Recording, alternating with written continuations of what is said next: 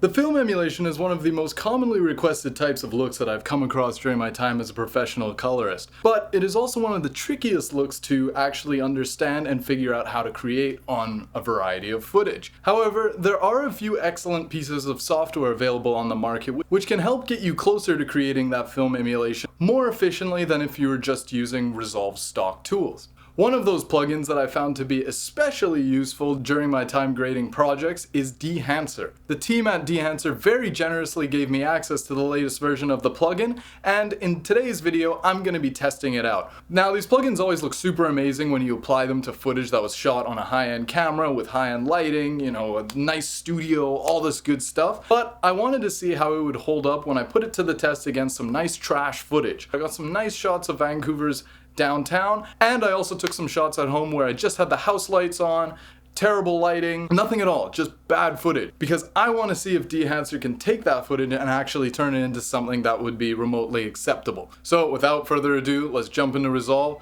let's see what's going on, and let's get cracking.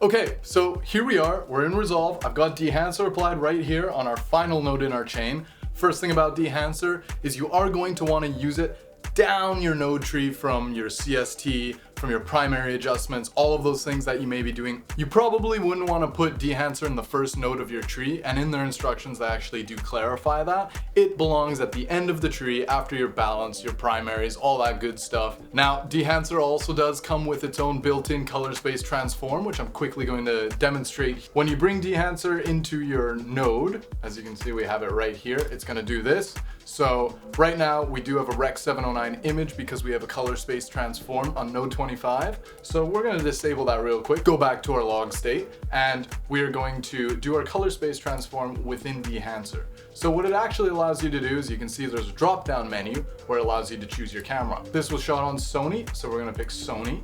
So we're gonna select FX3 as that's what I shot this clip on. Boom, we have a color space transform going on. So now we're confronted with a huge menu down below us. As you can see, if I scroll through it, there's a ton of things you can control here. However, I probably wouldn't do my color space transform in Dehancer. I just like that the color space transform in Resolve allows you to do those things like saturation, compression, and controlling your luminance mapping, things like that. I do like to have those controls available when I'm actually doing the transform from a log state to Rec. 709. I'm actually gonna undo all this and we're gonna go to Rec. 709. We're gonna re-enable our CST. So now going back into Dehancer, we can see that we can adjust a lot of things like exposure, temperature, tint. I personally don't do that, but I'm gonna demonstrate what that would look like to you. I shot this towards golden hour, so why not make it a little warm?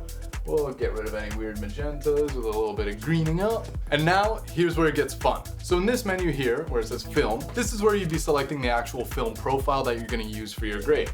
It defaults to Vision 3 250D, so if you're trying to go for that euphoria look, I'm sure that can happen when you use this stock. But as you can see, there are a ton. You got all your Fujis, you got your Agfas, you got your Cine Still, a lot of options to choose from, and they're all pretty good. You can go for Kodak Gold, why not? Ooh, that looks pretty fun. Let's do Kodak Gold. The next drop down would be Expand, which allows you to adjust your black point, white point, allowing you to further dial in your levels and contrast in your image just within this one node. You can really do it all in here if you want to. Yeah, something like that. Why not? Looking at my scopes, we're looking good. And we'll bring our white point up a bit to give it a bit more contrast. Now we have our film print drop down. In here, I usually select Kodak 2383. I find that the 2383 profile ends up working the best across the most footage, and we can further adjust that print emulation with these tools right here. Target white, that's gonna be our white balance. Let's warm it up, why not? Exposure, maybe drop it down a little bit. Okay, cool. Color density, we'll hit it with a little more even though we did some up here. We arrive into the actual effects that you can apply to further enhance your film emulation. So as you can see here, we've got an awesome list of 8mm, 16mm, 35 and 65mm grain presets.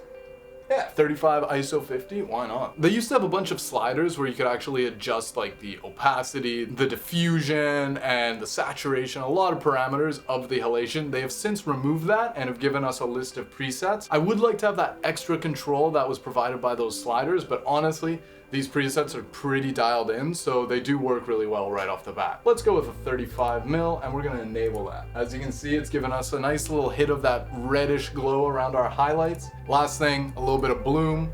That'll give you that sort of filmic glow that you see that makes everything look super dreamy and nice. There it is there, it's putting in some work. The next things I don't really use a whole lot, like the film damage. I mean, it does a little bit. It's kind of vibey. Now, they also have a vignette in here. Let's enable it, boom. If you wanted it to look like this for whatever reason, you can totally do that, that's dope. But obviously, you're gonna wanna feather that out pretty heavily, pretty much every time. These are the kinds of sliders that they used to have for like the halation and the bloom, but they've since removed. These sliders are awesome. They really allow you to dial in your vignette. And honestly, this isn't a bad vignetting effect. I do like it. Last couple things, you've got your false color. It allows you to check your exposure to make sure that the plugin isn't actually crushing anything or blowing anything out. Got some clipping indicators. So as you can see down here in our bottom right of frame, we are clipping. Last couple things, output, that's gonna be your global blend for the effect. So allowing you to adjust the opacity and the overall impact that the emulation is having on your footage. So that's a walkthrough of all of the actual features in the menu. Now let's take a little bit more of an in-depth look at the footage that we have here. We can give our image a bit of overall saturation just to bring things to life. And if you were to use this in combination with other plugins and create like a nice cocktail of different effects which are going on to help create your emulation, that's when you're gonna really start hitting the money. I've found that in my experience, I've actually used Dehancer the most as just a part of my film emulation. And I have a lot of other plugins and techniques going on in my node tree where I'm gonna be carrying out most of the emulation work. And I found that I typically have used Dehancer in the past, most just for its grain, bloom, and halation. Now, looking at how good these emulations look, I may end up using it for a little bit more of my processing in achieving that film emulation look. And if I actually take it over to one of my favorite prints, CineStill, boom, there you go. I actually really love the CineStill presets that they have built in here. If I do use Dehancer for my actual film print emulation, I will use the CineStill like 80% of the time. Now let's go over to a shot that's a little rougher, shall we say. So I shot this, we got a blown out sky. There was no detail here. It was just trash, honestly. Not a good shot. So let's just pop on our grade from the previous shot and see what happened. All right, this doesn't look good. Okay, so maybe this is the result of our exposure node. That's where it was. So if we reset that, so I'm injecting a little bit of blue into our lift, and I honestly never would use Dehancer's built-in exposure tools. I prefer to do that by myself using the primary wheels. These are the best tool for the job, and let's just rebalance. So as you can see, not bad, looks good. Love it. So here's a really rough shot. This shot is just of a dead plant, no composition. This shot sucks. So let's see what Dehancer can do. Boom, let's pop it on, and not bad at all. Let's try the 8mm. Boom, that's crazy. I'd like to stick with our 35mm, that's my personal favorite to use. So let's try another one. This shot really sucked. Nothing good about this shot. Now let's pop Dehancer on.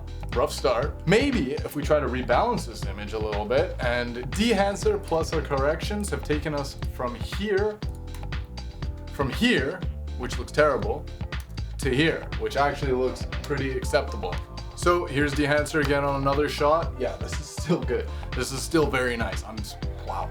Very nice. Yeah, of course you're gonna wanna hit it with some of your own adjustments earlier in your node tree. Last shot we got here. So this shot is on an ARRI Alexa. We have some actual on-set lighting going on. Hop on our latest version, Dehancer 7. So here's our emulation. So we're gonna need to do what we did before, going earlier in our tree. We're gonna get our levels right, and we're gonna start to hit this with a little bit of balance, and we can let's enable some of our other effects. We'll get that bloom going on. Yeah, so I'm happy with that. Usually I would also probably plop in a couple LUTs that I like to use on a lot of my projects, which do a lot of good work for skin tones and contrast, and just allow you to get the final touches on the film emulation. And honestly, I personally wouldn't use Dehancer completely in this scenario for creating my look.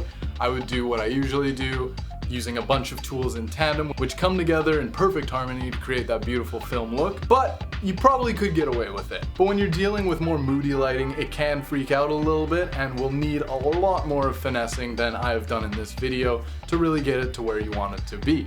That being said, it is still an awesome tool. I'm very, very impressed with what it's done, particularly in these shots. It's done a fantastic job of taking this from a shot that made me want to gouge my eyes out to something that would be remotely acceptable, as long as it's just like an insert or something. And at the end of the day, if you're dealing with a shot that just is badly lit or poorly balanced, Dehancer probably isn't going to be able to save you by itself, but it definitely made this a lot better, and I'm very impressed. So that was Dehancer version 7. Honestly, I was blown away by the results that we achieved in today's video. I found that Dehancer did an excellent job of saving some of those really atrocious shots, and I would not be surprised if I start to lean into using Dehancer a little bit more than I have in the past for some of my upcoming projects. I think that this tool has gotten a hell of a lot more powerful over the past couple years, that clearly the team has been doing some awesome work behind the scenes, getting all the technicals really dialed in, and providing what is truly an excellent product for the price.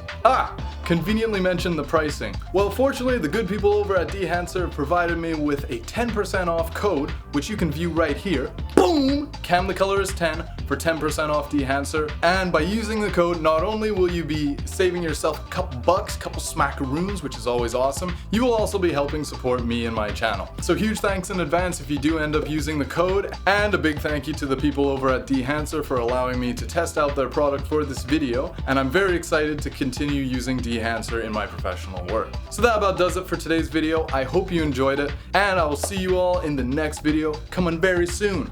Woo!